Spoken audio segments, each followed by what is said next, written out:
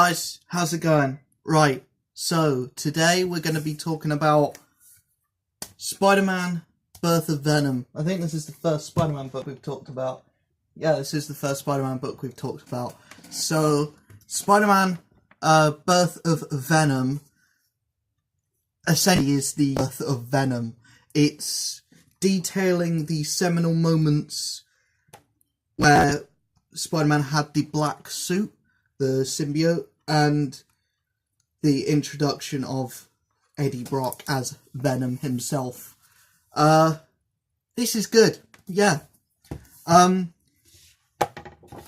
Like I said, it's just the seminal moments with the suit. It's not one, long story arc. It's, Spider-Man gets back from the, from Secret Wars. He gets back from the Battle World, with the new black suit symbiote that he found on Battle World.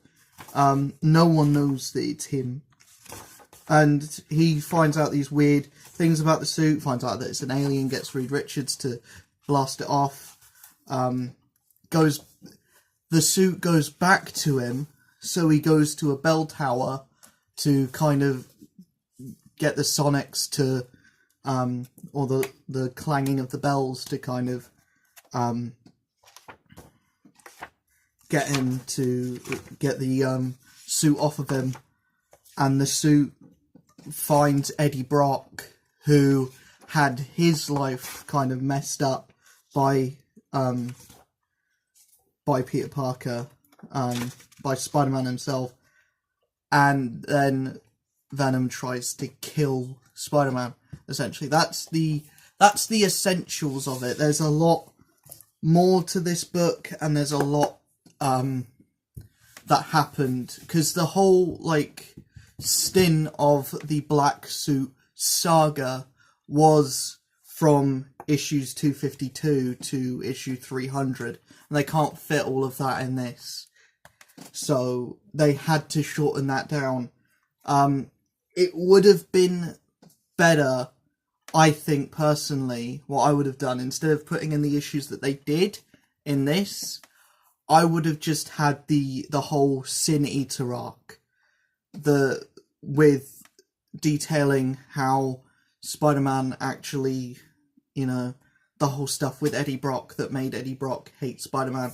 I would have put that in instead of the stuff that they did, because this isn't really the birth of Venom. It's just kind of, some action with the black suit with Spider-Man on it, and Spider-Man finds out that it's a symbiote, and bleh, and there's a fight with Venom at the end. There's a lot of artists on this book as well. There's a lot of different artists, and the art styles are all good. They're all decent. We got Ron Friends, Greg LaRocca, and Todd McFarlane. Todd McFarlane definitely has the best artwork in this, because it's Todd McFarlane. Who doesn't love Todd McFarlane? But everyone else is pretty good.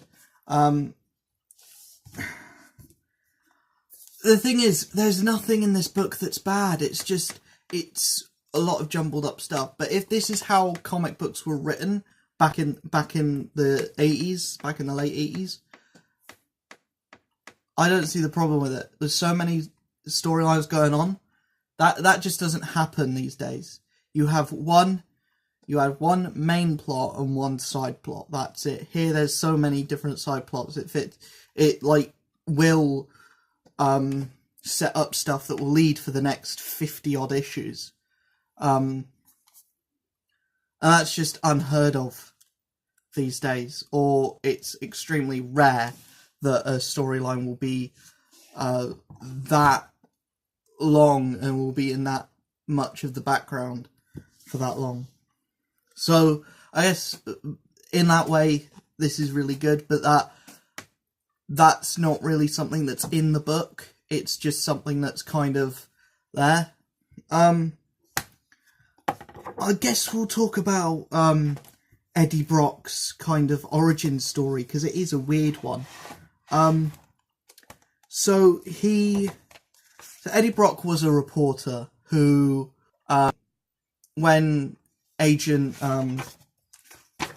what's her face, thingy, when Officer Jean DeWolf was killed by the Sin Eater, he was put on the story to find out who did it.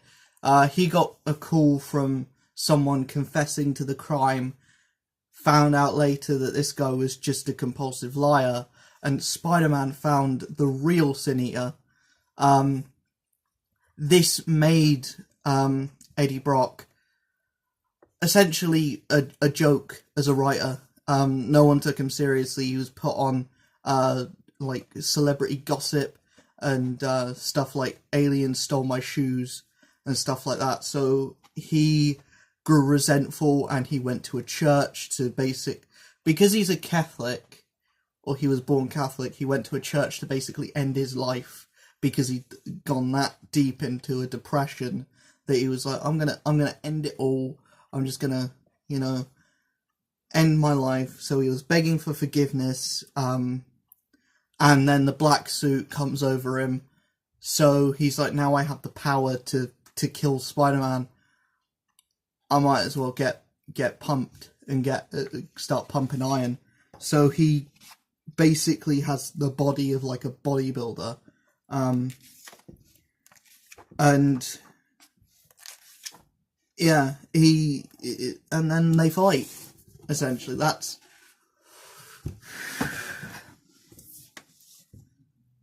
and the thing is, the fight is all in one issue, and that's cool, and yeah, it's kind of unheard of that fights will last for longer than one issue, but I feel like for Venom's introduction, the way that they introduce him is very quick.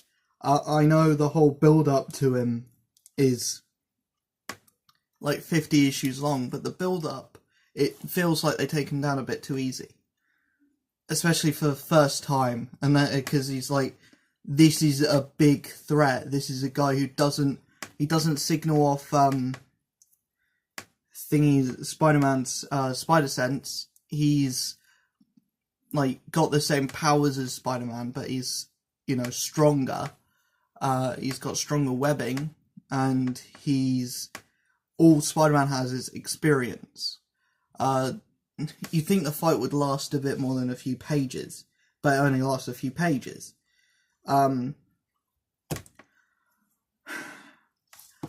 not saying that I hate this book. I'm not, but it would have, if I was putting together the storyline of Birth of Venom, I would have put together the actual storyline of the birth of Venom and Eddie Brock's descent into madness. I wouldn't have put, here's Spider-Man wearing the black suit fighting Puma, here's Mary Jane, emotional turmoil, and here's Spider-Man talking to some youths. I would have put the whole, like, Jean DeWolf Sin Eater thingy in there. And maybe have a page at the front that detailed Spider-Man has been doing stuff. He's been having several adventures with a new suit. He later finds out that it's a symbiote kind of thing. Because it does have a story so far, but it details Secret Wars, which is a book that we'd already had in the way that these were collected. Secret Wars wasn't a book that had been released yet, but it keeps mentioning found in Secret Wars, can be found in Secret Wars, this scene can be found in Secret Wars.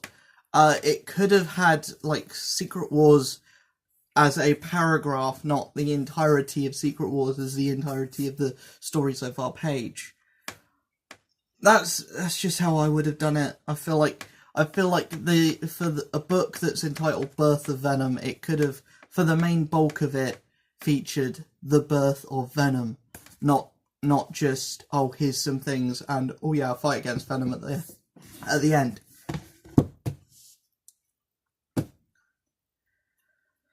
I'm going to give Amazing Spider-Man Birth of Venom a 5 out of 10 because it, although it's not bad, I feel like it's put the wrong issues into the collection. It's collected the wrong issues. Still good. I'd still recommend it, but I feel like this is the only book that you're going to be able to find all these issues kind of collected in, and it misses out a lot. So I can't really say I recommend buying this book. I kind of only recommend it if you're trying to get all the spines. But yeah, Amazing Spider-Man Birth of Venom, I give it a 5 out of 10.